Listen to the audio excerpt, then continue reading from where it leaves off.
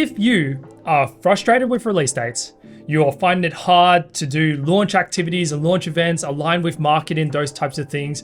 Maybe you're stressed by doing releases, and releases are these really big activities that require a lot of effort, that type of stuff. If all of those things resonate, there's probably a whole bunch more, but if those things resonate, then this video is for you. I want to take you through a core concept that I have seen as one of the few things that clearly differentiates those who build better experiences versus those who don't.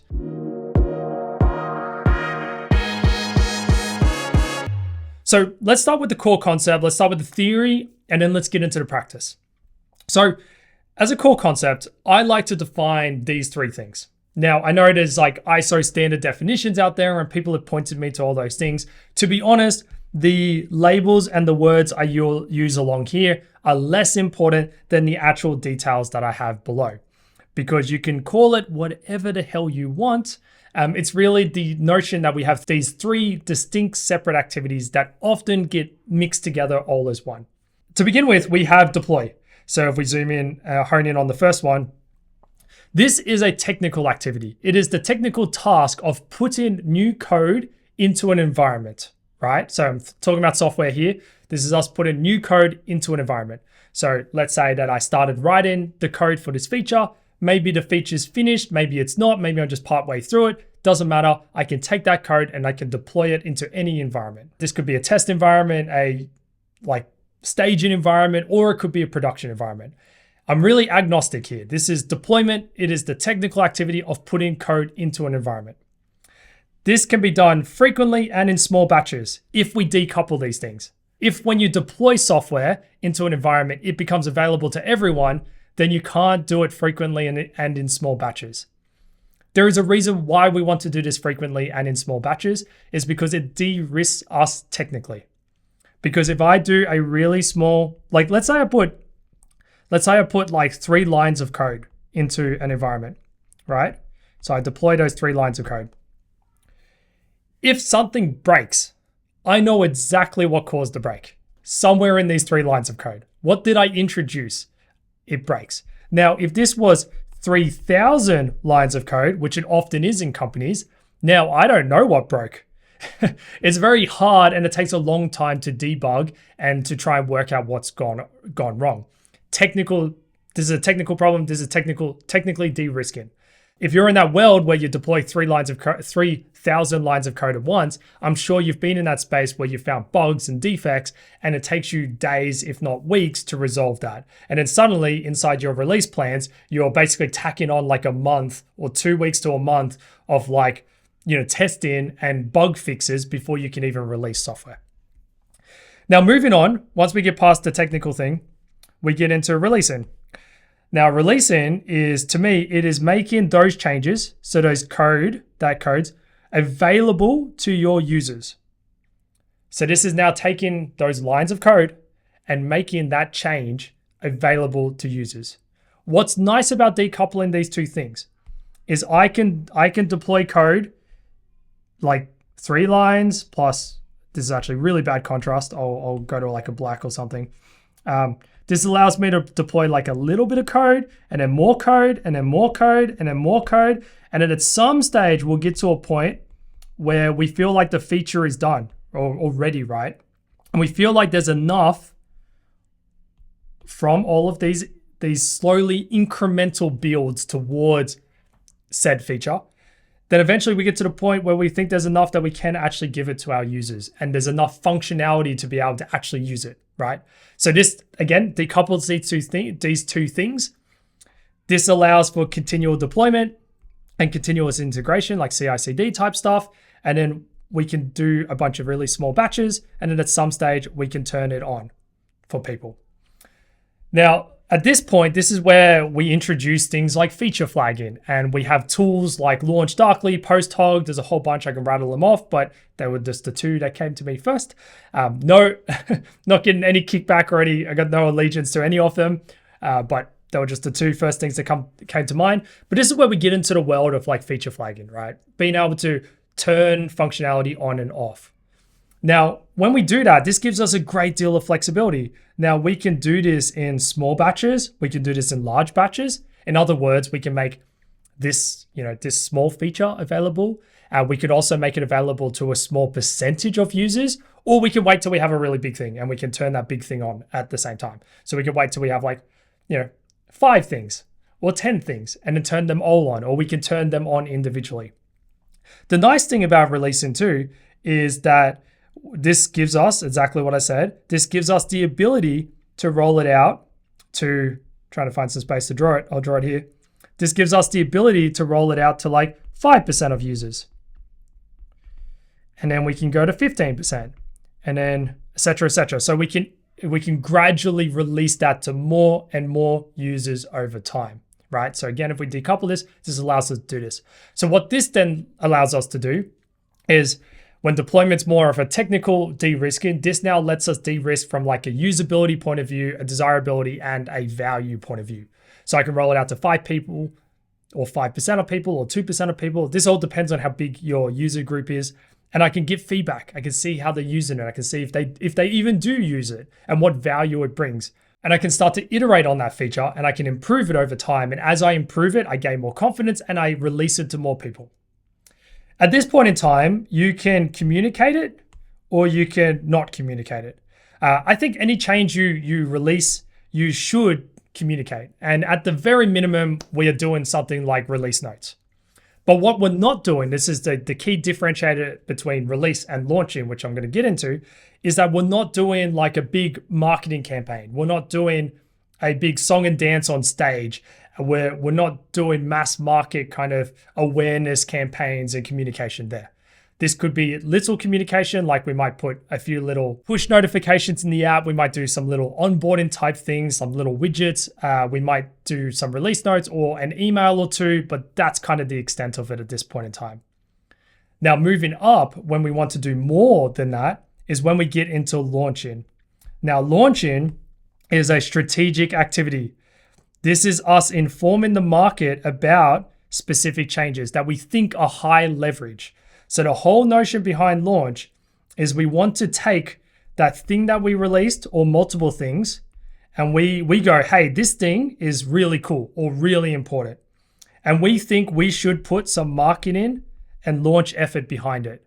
So we want to run campaigns. We might want to get up on stage and do those big launch events that more and more companies are doing, right? So this is when we take something that we think is strategic and we actually put the weight of marketing, go-to-market motions behind it. Not everything needs this. This is the important part about decoupling these things. There is a whole bunch of small changes and fixes that you're going to deploy and then release to customers that we don't need to launch. There's no point in doing a launch for every single bug fix that we do, right? Or small UI improvement. But hey, if we're building this new feature or this new product offering, maybe we do want to put some marketing effort behind it. Maybe we do want to actually do some launch, right? Some launch efforts. And again, this can happen at different times. I was at Miro's Canvas 24, which was quite recent. It was beginning of October, I think it was, off memory. And some of the things that they launched were features and functionalities that have been inside the product for a couple of months now. There were things that I've been using. I know a lot of other people have been using. So this is how you can decouple these things. And there's no problem as well in relaunching something, right? You can take stuff that you maybe released a year ago or even launched a year ago and relaunch it if we think we can get some benefit out of that by relaunching things. But the only way you can actually do these things and take advantage of it is by decoupling these things. Here's the last thing I want to touch on with launch before I tie all these things together, which hopefully you can already see how this all ties together. But the other key thing with launching is we want to do it at specific times. I have a few clients right now who are seasonal businesses. And I've had clients in the past that are seasonal businesses. As a result of this, you actually want to time your launches. And what's beautiful about decoupling these things is if I set my launches to happen as we lead up to the peak of the season. So if you think about e-commerce basically has Black Friday and that tail end of the year where it's one of their peak seasons. So you want to start to schedule a lot of your launch activities in a lead up towards Black Friday, Cyber Monday, and Christmas and the holiday periods, at least if you're in the Western world. So if you're a seasonal business, then you want to be able to schedule those things at those times. Now, if you couple these things together, you're either pushing your development to that point in time, or you're getting forced to do launches much sooner, which will have less impact than if you did it at like a very strategic time of the year. And even if you aren't a seasonal business, you might still want to time things around, financial year, or when people, or maybe even pay cycles, right? Like, can we do something, at the beginning of the month when most people get paid, or end of the month? I don't know, it depends on your demographic and where you are, but you can kind of time some of those things. I think there's always an element where timing can come into it. And this is where launching and decoupling, releasing stuff from launching becomes very advantageous. So let me stitch all this together, and then let's talk about some more nuances. So how do we stitch all this together? Well, what this enables us to do is we can deploy software and code changes, arguably on a daily basis. As we write code, as we build a new feature and functionality, we can just keep and continuously deploy and integrate that code. This helps us, again, to de-risk very technically. It means that if we run into issues, we find them early, we can resolve them, and we kind of fix and build as we go. Now, I'm not going to get really deep into like things like test-driven development and stuff like that, but this is where some of those practices can be useful and leveraged as well. At some point in time, like let's just draw this. We just keep building. At some point in time, we're going to go, all right, and it could be, I'll put it here just for argument's sake so you can kind of visualize this. At some point in time, we can say, okay, now we have built enough that we can release it. Now, the next question is, do we release it to everyone? Do we release it to a subset or not? More and more companies, so this is some of the trends I am seeing. More and more companies are being very clever about this. They are releasing to a percentage, right? So they're releasing to a small percentage of their users.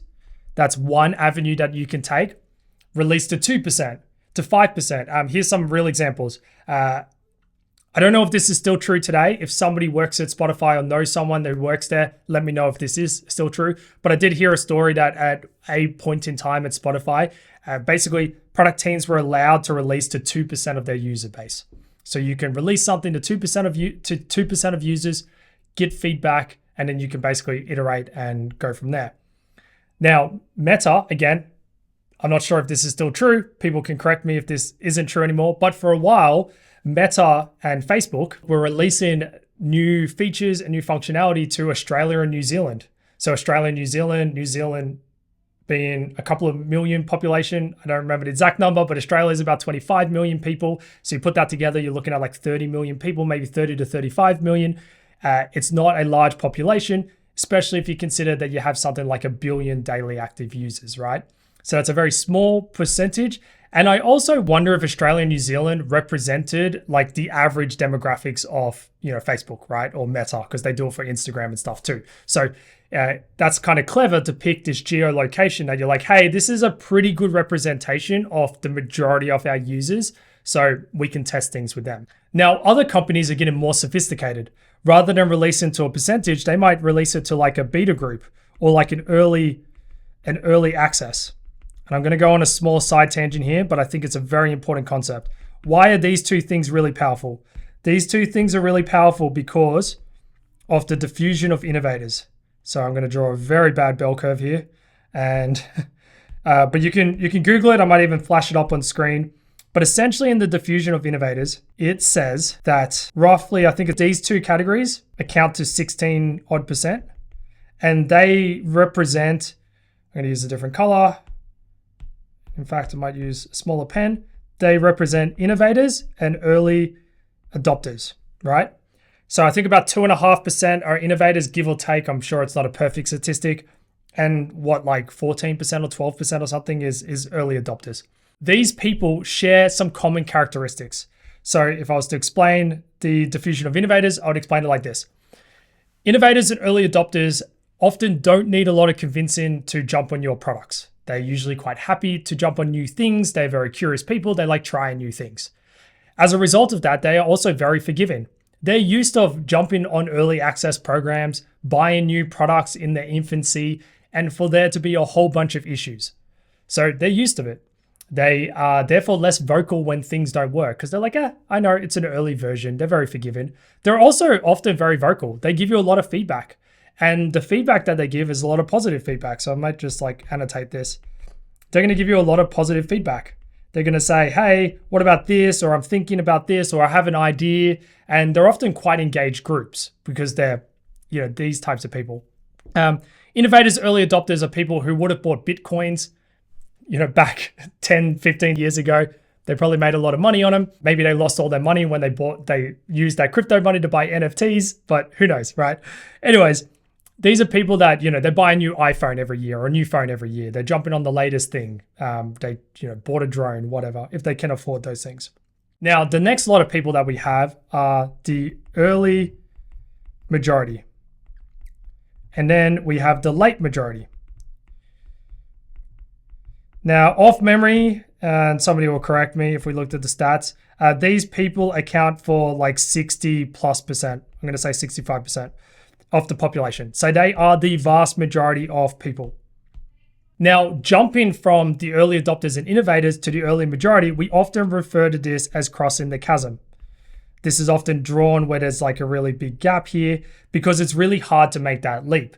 Because whilst innovators and early adopters share similar characteristics, early majority and late majority also share similar characteristics. And one of those characteristics is that they don't like to jump on new things when they first come out. They tend to be like waiters. They tend to wait and observe. They usually need social proof.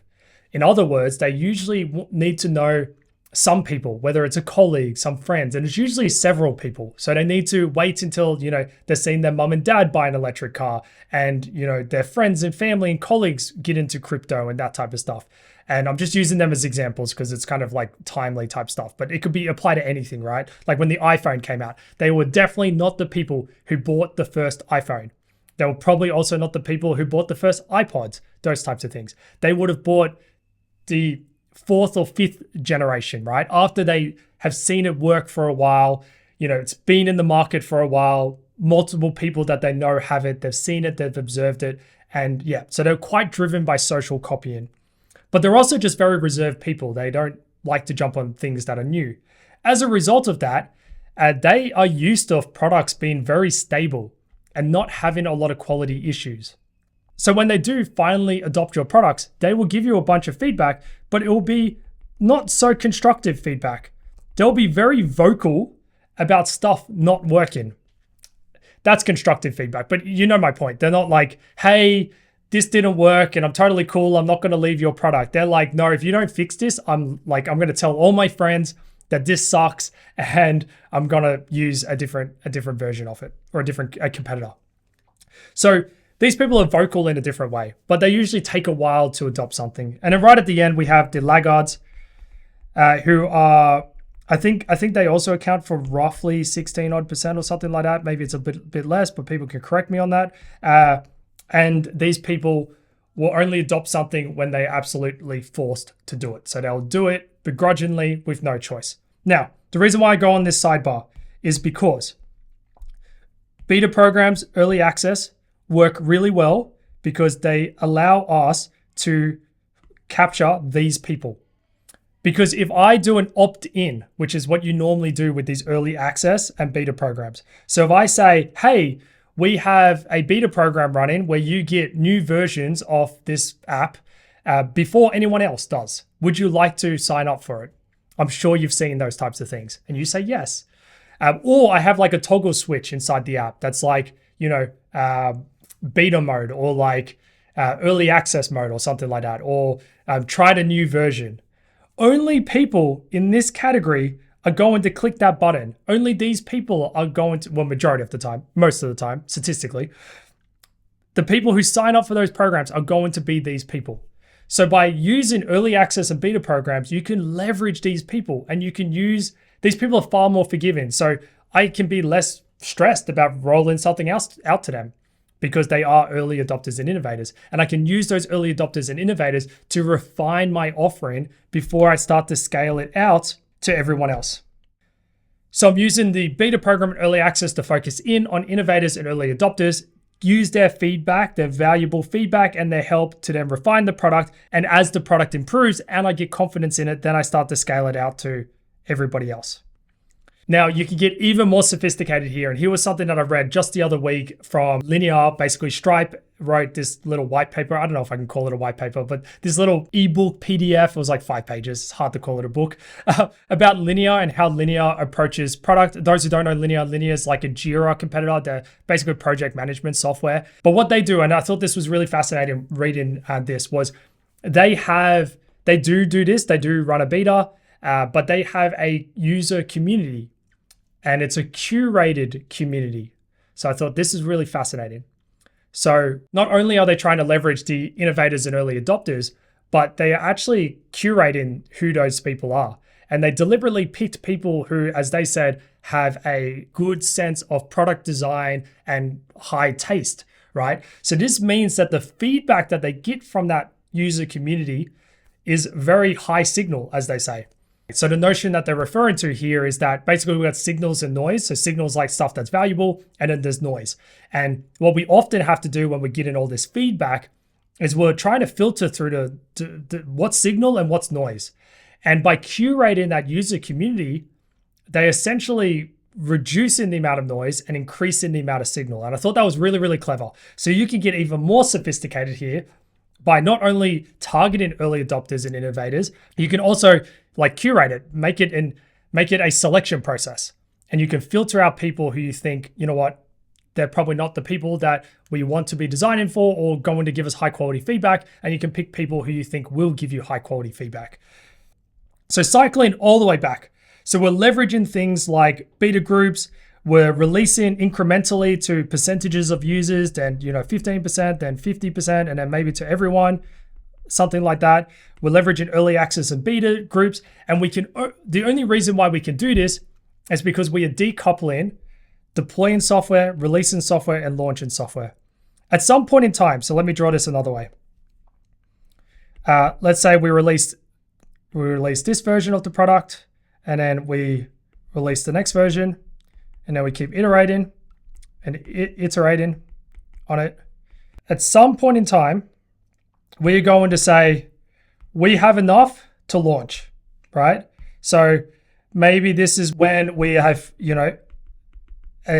once we have enough confidence as part of the beta program that, this version is the version that we think is that's really, really good. Okay, let's launch that. Another alternative is that we could just launch, again, if you're a seasonal business, you might just launch on a specific date in a calendar because it makes more sense for you to do that, right? There's many different ways to slice this. But at some point in time, you are now taking a version of what you've released and you're saying, this version is now good enough for us to launch. And at that stage, this is when you put all the marketing effort behind it. You get go-to-market teams involved, growth teams involved, all that type of stuff. And maybe we do put on a bigger show, an event, that type of stuff, but then that's when we launch it. And what's beautiful about this approach is that if you take this and as we go through these versions, essentially our confidence in what we have built is just going up and up and up and up. Obviously, our confidence can also go down. And at that stage, that's a very bad bin, but I'm trying to just illustrate that we should bin it. But our confidence is going up. This means that the money that we put behind the launch effort is only going to things that we have high confidence in, that is really going to be like a home run. And this brings me to the trend that I have been observing. I've been seeing more and more companies do less of the whole build, measure, learn in public. So, once upon a time, a lot of companies did this. They wouldn't leverage things like beta groups and early access and that type of stuff. They would just release the new version and they'll get feedback on it and then they'll iterate and iterate and iterate. So the alternative to this looks a bit like this. Let's say this is value and this is time. They essentially would release something small that provided little to no value. They'll iterate on it. It'll get better and better and better. And maybe I should make these boxes bigger to illustrate that the product's getting better and bigger functionality, and it goes up, right? And then maybe at the beginning, they're losing money, and then at some stage, they are making money on it, right? Now, they used to just do this in public. Like, let's just launch the first version of this product and then get people on it, and then version 2 and version 3.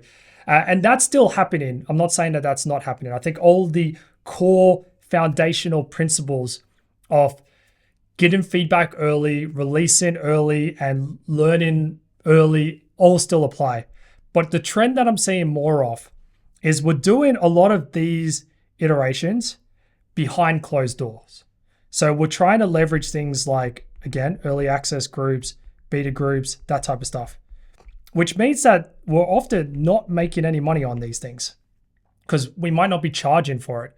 Might do an early access group where that's for free. I did that for the product mentorship. I ran an early access alpha type group. I did it for 6 months and it was completely free. I made no money on it because what I'm trying to do is I'm trying to learn. And this is another kind of, maybe this is a principle you can take away from it, is like differentiating when are you shipping to learn versus shipping to earn. So if we go back to this picture, releasing is a lot of learn. I'm sorry, this is getting so messy. This is a lot of earn, right? So when we launch, we're really trying to make money. Like, it's not like we're trying to learn something. We have high confidence in the thing that we have, and we are pumping it in order to get high, basically, rate of return on it. So more and more companies are realizing this differentiation, and therefore we don't want to mix the two together. We don't want to launch something. We don't want to release something to everyone that when we're in the learning phase. We want to do the learning behind closed doors. And then when we have high confidence in a version, then we want to launch it. And if you think about it from a revenue perspective, rather than it being these incremental steps in revenue, we kind of have no revenue and then we launch it and then it goes up. And my belief as to why more and more companies are doing this, there's a few reasons. I believe it works. I believe they get in higher rate of return on investment because they're only putting their marketing money behind things that they have a high degree of confidence in. It's basically like proven. It's like, if I put this money behind it, we will get a return because I know that this product is great. Now, there's so much nuance in that, which is like, of course, this is not an excuse to go back to waterfall. Hopefully you can see that even through this, we're doing so many iterations, and even, through everything I talked about, all of those core principles of, starting small, going to a small percentage of users, leveraging early access, iterating, build, measure, learn cycles, all of that is still very much true. But in a world where I think user expectations are going up and up, and in a world where there's more competition, and that competition is getting pretty good at doing product as well, you need to find new ways to stand out. And I think spending time behind the scenes, making something really awesome before you launch it and push it is one of those avenues to stand out. Of course, these big launch events like Canvas 24, Canva Create, the ones that Apple does, all that type of stuff. Of course, these launch events as well have a secondary benefit, which is that they also establish brand and foster a community. So there's also those benefits that come into it that also help you stand out. Because if you can foster and engage community that they feel like they're part of the process, all that type of stuff, you start to build things like anticipation and scarcity and those types of tactics into it all. Those things are all going to help you stand out in an increasingly competitive environment. And it's also going to allow you to address that ever increasing customer expectation. And yeah, so I hope that was helpful. I hope that's valuable to you. Whether it was some food for thought, that's just about everything I wanted to cover on this topic. If you got value out of this, it is worth checking out the video that I did about how product is changing in 2025. This was one of the 5 themes that I covered in that video. I'll throw it up here that you can go take a look inside that. If you haven't watched it already, it is worth watching.